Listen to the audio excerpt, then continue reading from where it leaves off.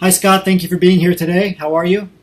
Hi, I'm really good. Thanks, Isaiah. I've actually just moved into my temporary accommodation before I start work That's on Monday. I just, fantastic. just drove the 4 hours from St. Louis to Indianapolis today. Oh, wow. Well, good timing then, because you can tell us who's the company you're with now, what position? So I've moved from Washington University in St. Louis, where I was for the last 10 years, and a total of 18 years in academia. And I'm taking up the position as Principal Research Scientist in the Cardiorenal and Diabetic Complications Division of Eli Lilly and Company in Indianapolis. Wow. I love it. What a success story. So, a long time in academia, now totally different career path. Very excited. You're in the corporate apartment, corporate condo, it looks like. I want to rewind, though, a little bit. Actually, this is an Airbnb. I was allowed choice of where I wanted to stay. Nice. So they said, here's an allowance. You do what you want with it for 3 months. And wow. This place is even nicer than I thought. It looks nice. Jeez. Well, great. Well, congratulations again. And, this is always the part that I want to jump back to. I want you to kind of rewind, and I know it's hard when you're excited. But you've made the transition now. You're successful now. You're in industry. But before you transitioned, before you even joined the association, what were some of the challenges you were having in your job search? What were some of those, we like to say, what's the darkest hour you had in your job search? I think by far the biggest challenge for me to overcome was a challenge of self-confidence. And I suspect that a lot of us who are coming from paths where we've completed our PhDs and we've been in postdoc employment for a while, it can be very easy to forget everything that we can do and everything that we're capable of. I had gone through a couple of different postdoc appointments, and I have to admit that was rather directionless. I had moved from Australia, coming over to the US to hope to gain some additional skills and experience, but I did not have a clear career path or goal in mind. After a while, it came up that there was the possibility of starting a tenure track appointment at Washington University in St. Louis, and the opportunity to start my own lab. I was actually not 100% convinced I was the right material for that, but I thought if I never try it, I'll never find out. That was a remarkable 5 years over which I learned a huge number of things, positive and negative. But long story short, I did not gain enough funding. I did not gain one of those magic R01s or other large grant to keep my lab going past that point. So this takes us to about the middle of 2016, and that was a period where I was very seriously reevaluating the kinds of things I wanted to do, whether I wanted to jump to a different kind of career path in science, or whether I wanted to stick with basic biology and discovery, which is what I was doing. Yes. I concluded that I did want to stick with that, but at that time, I felt as though my only real options were to stay within the traditional academic path. I had begun to watch some cheeky scientist webinars. I was sort of hanging around the fringes, and I thought, well, that would be great, but I'm not ready to make that jump just yet. So I took up a temporary non-tenure track position at Washington University, essentially to try to buy myself the time to regather and refocus. And that went really well for a few months, and then I kind of lost the plot and got wrapped up in my academic activities. And then at the start of this year, I found out that my contract wouldn't be renewed because of funding. And that was the fire that got landed under my butt to make me concentrate and actually chase my industry opportunities. Great. No, and I appreciate you recapping that, because I think a lot of us as academics, we just wait until there's that urgency, right? We wait till we're out of funding or until we graduate, don't have a job. Oh, yeah, and I was as guilty as anyone of that. Yeah. And so, absolutely. Well, when you got to that point, so that's when you joined the association.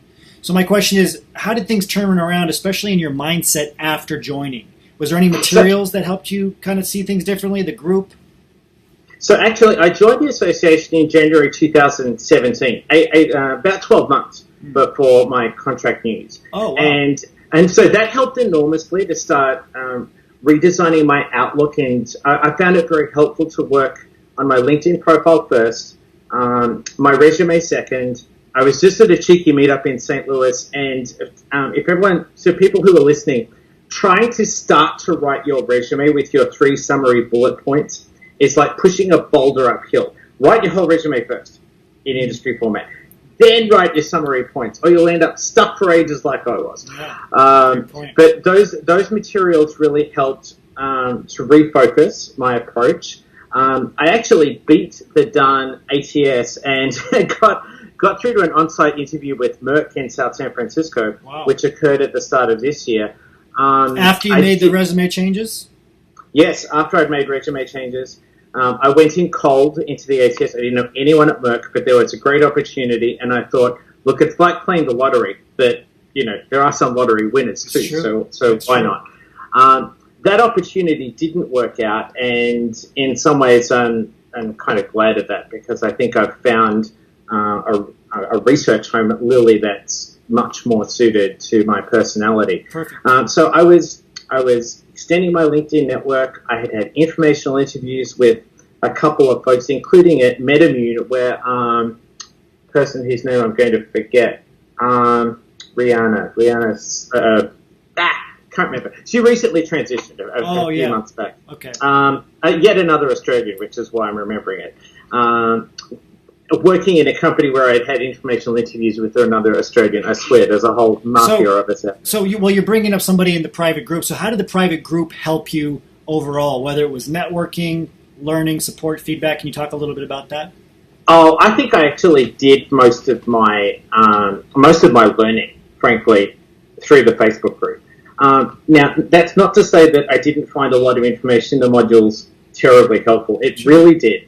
And I think the modules are incredibly well constructed, especially folks at perhaps the more junior end of the spectrum, who have not had as much research experience, who have not, how can I say this, who have not, had that long night of the soul several times about working out what they want to do with their careers. It's great for that.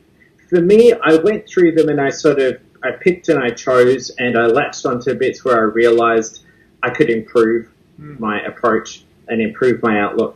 But a lot of the active learning was through daily reading of Facebook and the Facebook group, and watching what people did and watching the questions they sometimes had and thinking, goodness, I hadn't even thought that would be an issue. Or, now I suddenly realize that's something that I need to pay attention to. And so the interaction was really how I learned. That's great. And how quick was the response time when you had questions or when other people had questions? Oh, it's actually incredible how fast you can get questions in. I mean, the cheeky scientists are not just in the US. I mean, there's now, how many are we? I say, are we 4,000 or 5,000 of us or something? Yeah, over 5,000 now. There you go. And we have people all over the place. So even if you sort of type something into the Facebook group bleary-eyed late at night thinking, I'll look for an answer in the morning. Well, you look in the morning and, all of the folks in Europe have woken up already, and, there are answers for your questions sitting there. That's great.